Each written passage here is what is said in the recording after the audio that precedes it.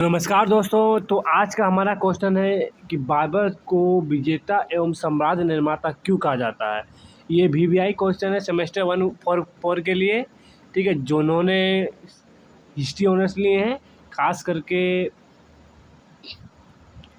तो नमस्कार दोस्तों, तो आज का हमारा टॉपिक है बाबर को विजेता एवं साम्राज्य निर्माता क्यों कहा जाता है। ठीक है, ये वीवीआई क्वेश्चन है सेमेस्टर 4 वाले के लिए। ठीक है, जिन्होंने हिस्ट्री लिए हैं उसका लिए। ठीक है, तो ये किस में आएगा, तो ये आपके एग्जाम मेजर 6 में आने वाला है। ठीक है, मेजर 6 में आने वाला है। जो सिलेबस नहीं देखे वो पहले सिलेबस देख ले, क्योंकि ये क्वेश्चन बहुत इंपॉर्टेंट है कि बाबर को विजेता एवं समाज निर्माता क्यों कहा जाता है। ठीक है, तो चलिए हम जानते हैं, थोड़ा मोड़ा इसके बारे में परिचय ले लेते हैं। ठीक है, क्योंकि बाबर आ रहा है तो बाबर को विजेता एवं साम्राज्य निर्माता क्यों कहा जाता है, इनके पीछे क्या कारण है वो तो हम बतलाएंगे ये आपको पूरा डिटेल्स में। सबसे पहले आपको जानना है कि बाबर कौन था, बाबर के जीवनी बारे में बतला देते हैं ताकि आपको थोड़ा सा और अधिक मिल सकता है नंबर। ठीक है, तो बाबर के जीवनी, जैसे कि ये इनका जन्म कब हुआ, 1483 ईस्वी को हुआ, मृत्यु 1530 ईस्वी को हुआ। ठीक है, समझ गए, मृत्यु एवं जन्म। देखिए डेट लिखिएगा एग्जाम में तो आपको और थोड़ा अधिक मार्क्स मिल सकता है। ठीक है, याद रखिएगा डेट को लिखना जरूरी है ताकि आपको अधिक मार्क्स मिल सकता है। ठीक है, देखिए पूरा नाम क्या था, जहीर उद दीन मोहम्मद बाबर था इसका पूरा नाम। जन्म कब कहाँ हुआ, तो 14 फरवरी 1483 ईस्वी को हुआ।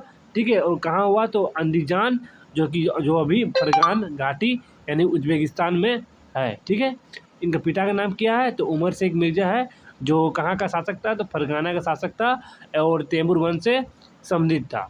और माता कौन था, तो माता चंगेज खान के वंशज से संबंधित था, जिनका नाम क्या था, कुतुल्लुग निगार खानम इनका माता का नाम था। ठीक है, तो ये हुआ बाबर के जीवनी बारे में। और यहाँ तक कि जैसे कि अभी इसको मृत्यु बता दी हम, उसका मृत्यु कब हुआ, तो 1530 ईस्वी को आगरा में बाबर का मृत्यु हुआ था 26 दिसंबर को। याद रखिएगा 26 दिसंबर को मृत्यु हुआ। ठीक है, इसकी इच्छा अनुसार उसे काबुल में दफनाया गया था। ठीक है, इसका कहना था कि हम यदि मृत्यु हो जाए तो हमको दफनाना कहाँ, तो काबुल में। ठीक है, तो काबुल में इसको दफनाया गया। मृत्यु हुआ 1530 ईस्वी में, और कब हुआ, तो 26 दिसंबर को हुआ। ठीक है, तो इनका मोटा मोटी ये जीवनी हुआ। अब हम मेन क्वेश्चन में आते हैं कि बाबर को विजेता एवं साम्राज्य निर्माता क्यों कहा जाता है। जैसा कि अभी हम इनका जीवनी बताएं, जीवनी को एक पेज में लिख दीजिएगा। अब हम मेन क्वेश्चन को आया, जिसमें कि क्वेश्चन में 2 क्वेश्चन है। यदि आप क्वेश्चन को ठीक से समझिएगा, इसमें आपको पता चलेगा 2 क्वेश्चन है। एक तो बाबर के विजेता बारे में बतलाने हैं, और एक उनका साम्राज्य निर्माता क्यों कहा जाता है वो बतलाने वाले। यानी कहीं ना कहीं बाबर जितने भी युद्ध लड़े थे उन सारा युद्धों के बारे में बतलाना है, थोड़ा मोड़ा करके। और उनका साम्राज्य निर्माता क्यों कहा जाता है वो भी बतलाना है। ठीक है, उतना बड़ा साम्राज्य की स्थापना किया मुगल साम्राज्य का, वो क्यों किया। ठीक है, पीछे क्या कारण था वो बतलाना है। चलिए अब हम 2 क्वेश्चन है, पहला क्वेश्चन ये है और दूसरा क्वेश्चन ये है। चलिए हम समझते हैं दोनों क्वेश्चन को पूरा अच्छी तरह से। ठीक है, वीडियो को अंत तक देखना है आपको। देखिए बाबर को विजेता एवं साम्राज्य निर्माता कहा जाता है, इनके पीछे अनेक कारण हैं। ठीक है, तो जैसे कि पहला कारण क्या था, विजेता के रूप में। ठीक है, था ना विजेता के रूप में, तो विजेता के रूप में आ गया। अब विजेता में क्या क्या कौन कौन से युद्ध लड़ा, वो कैसे जीता, सारा युद्ध तो जीता ही है। ठीक है, जैसे कि पहला देखिए, बाबर ने कम ही उम्र से ही युद्ध जीवनी में शुरुआत किए और फरगना, काबुल आदि क्षेत्रों में अधिकार स्थापित किया। जैसे कि आप यदि पढ़ेंगे बाबर के बारे में तो कहीं ना कहीं ये फरगना हुआ, काबुल आदि क्षेत्र में अधिकार स्थापित कर लिया था। ठीक है, कहीं ना कहीं ये कम से ही युद्ध जीवन में शुरुआत कर लिया था। छोटे से ही उम्र में युद्ध मारकाट एक्शन से पूरा एकदम चलता फिरता था। ठीक है, और ये काबुल क्षेत्रों में देखते ही देखते मतलब छोटे ही उम्र में अधिकार स्थापित कर लिया। ठीक है, उसके बाद क्या हुआ, उसने भारत पर 5 बार आक्रमण किया। देखिए 5 बार। और 1526 ईस्वी को पानीपत के प्रथम युद्ध में दिल्ली के सुल्तान को इब्राहिम लोदी को हराया। ठीक है, देखिए पानीपत का प्रथम युद्ध। ठीक है, दिल्ली के सुल्तान को किसने हराया, दिल्ली के सुल्तान को किसने, इब्राहिम लोदी को हराया था। किसने, तो बाबर ने हराया था। ठीक है, तीसरा है कि इसके बाद उसने 1527 ईस्वी में खानवा की लड़ाई लड़ा, जो राणा सांगा पर विजय हासिल किया गया।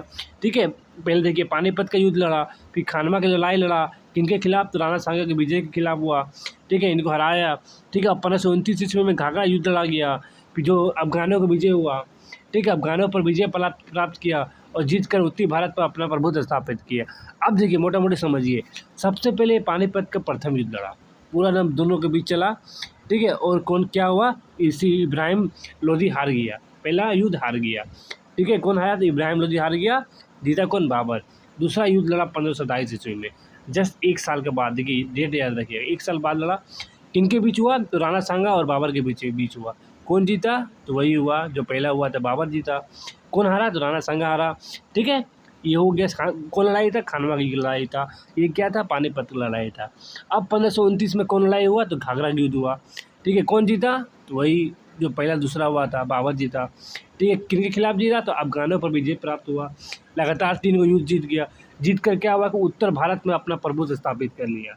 पूरा उत्तर भारत में बाबर बाबर बाबर पूरा लहर स्टार्ट हो गया। ठीक है, उस टाइम बता रहे हैं। ठीक है, अब देखिए क्या हुआ। ठीक है, तो बाबर ने पहली बार भारत में तोप खाने स्थापना किया। तोप खाना बड़ा तब ने जीत रहा है। तोप खाना लाया, घुड़सवार सेना लाया। ठीक है, जिनके कारण से इसका सेना और अधिक संगठित युद्ध रणनीति का प्रयोग किया गया, जिससे वो महान विजेता सिद्ध हुआ। आगे जाके एकदम तोप खाना ने बड़ा एकदम एकदम क्या बोलता है घुड़सवार सेना लाया, जिसके कारण से पूरा उत्तर भारत में एक महान विजेता सिद्ध हुआ उत्तर भारत में। ठीक है, तो ये रहा हमारा पहला क्वेश्चन का आंसर। ठीक है, विजेता के रूप में क्यों कहा जाता है बाबर को। हो गया ये, इसके बारे में आपको पूरा पेज में भर देना है युद्ध के बारे में लिख लिख के। ठीक है, अब देखिए अब दूसरा क्वेश्चन क्या था अब दूसरा क्वेश्चन था हमारा साम्राज्य निर्माता के रूप में। ठीक है, साम्राज्य निर्माता के रूप में क्यों कहा जाता है। ठीक है, पानीपत के विजय के बाद बाबर ने दिल्ली एवं आगरा पर अधिकार किया। ठीक है, जैसे कि बताएं पानीपत का युद्ध हुआ जो इब्राहिम लोधी हराया था। पानीपत के विजय के बाद बाबर ने दिल्ली एवं आगरा पर अधिकार किया। ठीक है, भारत में मुगल साम्राज्य की नींव रखा। कहीं न कहीं अब क्या हुआ कि पहले हम बता रहे हैं कि पानीपत का विजय के बाद बाबर ने दिल्ली और आगरा पर अधिकार कर लिया और कहीं न कहीं भारत में मुगल साम्राज्य का नींव रखा। ठीक है, साम्राज्य निर्माता के बारे में बतला रहे हैं। ठीक है, दूसरा है कि उसने अपने वंशजों के लिए एक अस्थायी सत्ता स्थापित की। कहीं न कहीं मुगल के लिए एक अस्थायी सत्ता स्थापित किया। कहाँ पे? भारत में। ठीक है, जो आगे चलकर जैसा कि आप जानते ही हैं अकबर, जहांगीर, शाहजहाँ एवं औरंगजेब के समय विशाल साम्राज्य में बदल गया।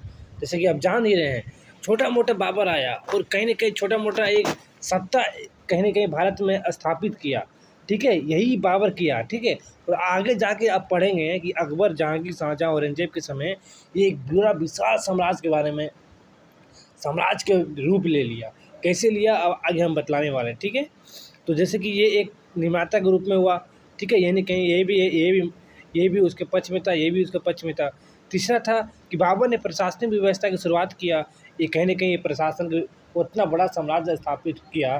कहीं न कहीं उनका प्रशासनिक व्यवस्था भी तो अच्छा होना चाहिए। और अपने संवरण बाबरनामा में शासन के सिद्धांत एवं जीवनी का अनुभव का वर्णन किया। किसमें किया? तो बाबरनामा में साफ-साफ लिखा है प्रशासन के बारे में, उनके शासन के सिद्धांत के बारे में, उनके जीवनी के बारे में और उनके समाज निर्माता होने का प्रमाण मिलता है। किससे प्रमाण मिलता है? तो बाबरनामा।